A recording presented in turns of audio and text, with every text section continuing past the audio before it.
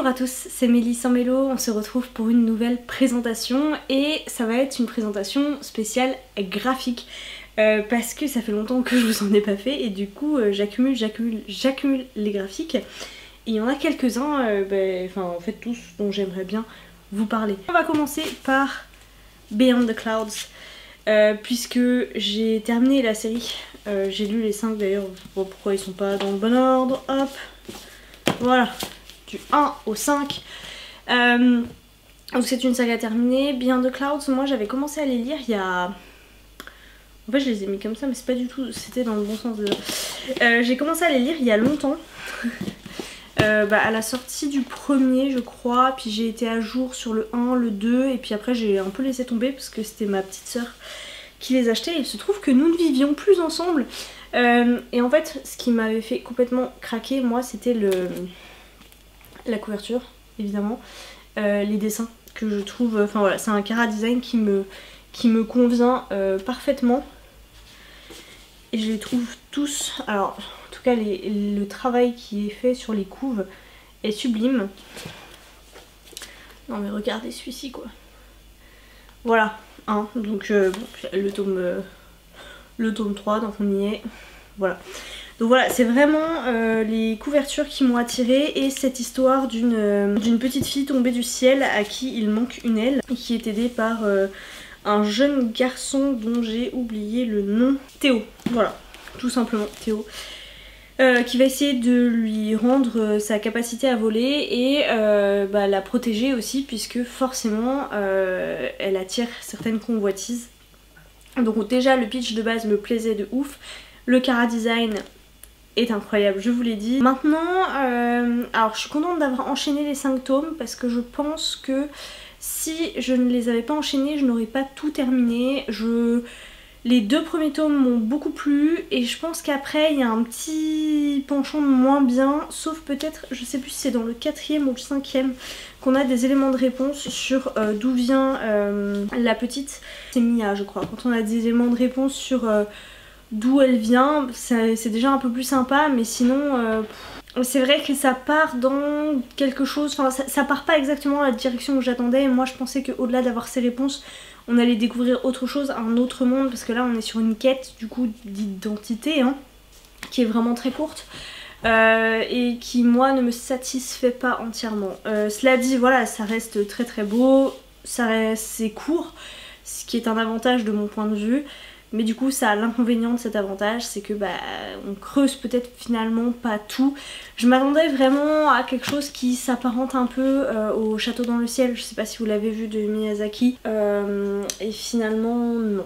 Et c'est peut-être le petit côté un peu dommage quoi. Ensuite je vais vous parler d'un album, il s'agit de Fils de Dragon de Sébastien Pérez et Justine Brax chez Albin Michel. Je vous ai présenté il y a quelques mois maintenant dans l'autre présentation graphique La Princesse Totem je crois qu'il s'appelait, de Justine Brax également, et en fait je trouve juste ces illustrations dans le détail tellement magnifiques. Je sais pas si vous allez voir celle-ci par exemple. Les couleurs alors sont la charte de couleurs reprend un peu ce qu'on a déjà vu dans La Princesse Totem, mais c'est vrai que c'est un style voilà, qui me touche personnellement. C'est l'histoire d'un petit garçon qui s'appelle Yomon qui a été élevé dans une colonie de dragons et son rêve en fait c'est de devenir l'un d'entre eux, de vraiment appartenir à cette famille de dragons. Il cherche par tous les moyens comment c'est possible et il comprend que pour cela il doit récupérer certains éléments auprès des humains, auprès de plusieurs royaumes. On a cette quête de Yomon qui rassemble des éléments en espérant pouvoir devenir un dragon. C'est très joli. Maintenant je pense que j'ai préféré La Princesse Totem. Même si voilà, je trouve que encore une fois on est sur un très bel album. Autre album qui m'a été recommandé par une amie, il s'agit de Maman de Hélène Delforge et Quentin Gréban. Là on est sur un concept complètement différent, c'est pas une histoire, c'est plein d'histoires. Chaque page est dédiée à, enfin représente en tout cas une maman, un type de maman, enfin un type. c'est pas vraiment un type, mais voilà, c'est les mamans à travers le monde, à travers peut-être leurs états d'âme, enfin leurs états d'âme, je trouve que c'est très péjoratif comme mot, mais à travers leur changement d'âme, leur recherche d'elle-même, le fait de se rechercher soi au-delà de son enfant, de retrouver sa féminité tout en étant une mère. Donc voilà, ça aborde plein de façons d'être maman, à travers plein de continents et d'éléments un peu différents. Donc je l'ai trouvé sublime, les dessins sont absolument magnifiques. C'est d'une poésie, d'une douceur. Paraît-il qu'ils ont fait le même...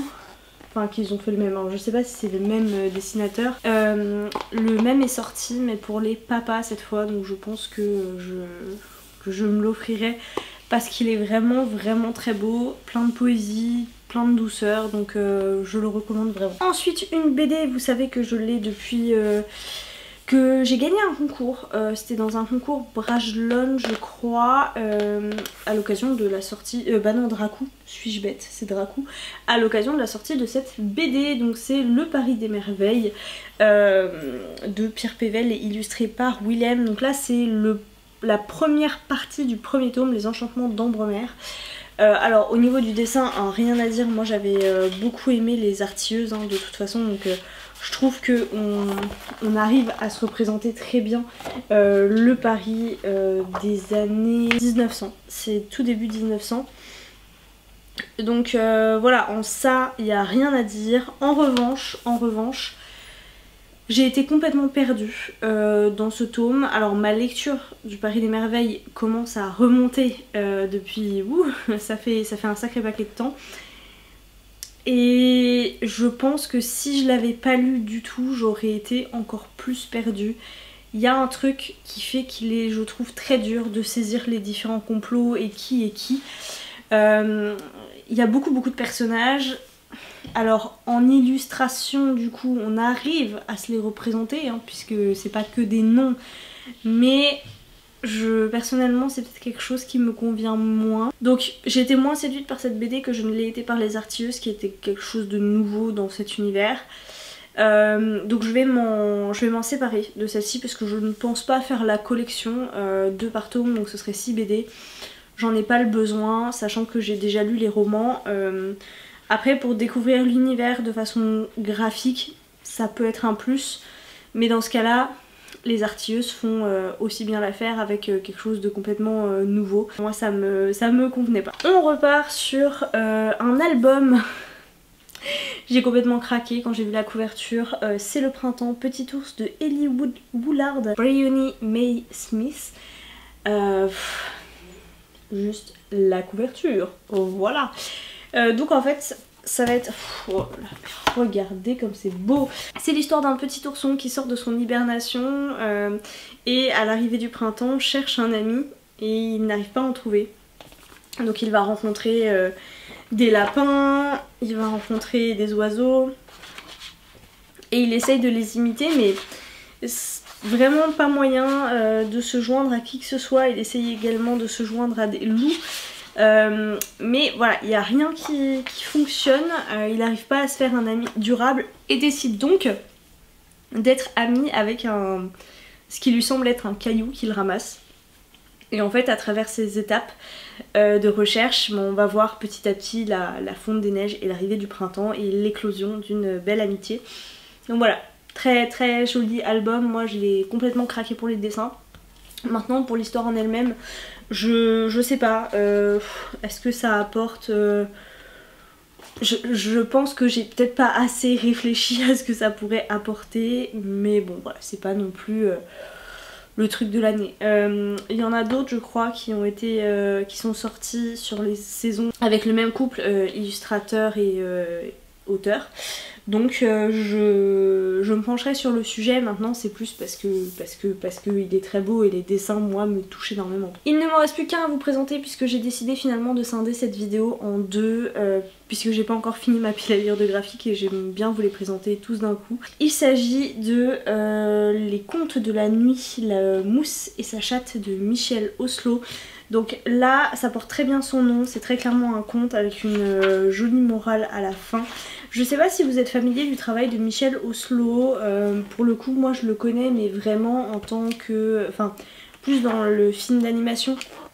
Même si c'est exactement le même principe, c'est-à-dire des dessins découpés à l'ombre chinoise. Enfin, je sais pas pourquoi j'appelle ça ombre chinoise, ça s'appelle comme ça. Donc voilà, c'est son mode de travail. Il est possible, je ne sais pas, je ne me suis pas renseignée, que tous ces contes, parce que c'est une collection complète, hein, que tous ces contes soient issus en fait d'un dessin animé, hein, voilà, et que ce soit juste mis sous format album. Voilà, moi je suis très fan de ce travail. J'avais, je pense que je vous l'ai déjà dit dans le book haul, beaucoup aimé Prince et Princesse quand j'étais petite. J'avais essayé de regarder quelque chose avec dragon dedans qu'on arrive à retrouver sur internet, mais finalement j'avais beaucoup moins accroché. En l'occurrence ce conte là, le mousse et sa chatte, c'est un jeune mousse sur un bateau qui est entouré de personnes particulièrement désagréables et avides, ces pirates, je sais pas s'ils sont nommés pirates, je pense que c'est le cas. Ces pirates s'arrêtent dans une ville où ils sont reçus par la famille royale et ils espèrent échanger vendre en fait leur cargaison contre de l'or en pensant que la famille en question est très riche. Sauf que la famille n'est pas intéressée par ce qu'ils proposent mais uniquement par un moyen de se débarrasser des rats qui les envahissent, si je me souviens bien de l'histoire, ça fait un petit moment que je l'ai lu. Et donc il se trouve que ce mousse qui est maltraité par les membres de l'équipage, qui n'a pas eu l'autorisation de se rendre sur la terre ferme, possède une chatte. Voilà. Bref, je ne vais pas vous raconter la suite, mais très joli petit conte que j'ai bien aimé. Je pense que si... alors moi je l'avais trouvé à Emmaüs celui-là, si j'ai l'occasion de remettre la main sur d'autres de cette même collection, je le ferai. Je trouve que voilà, c'est court, c'est assez graphique. Et comme histoire à raconter le soir aux enfants, ça peut être bien.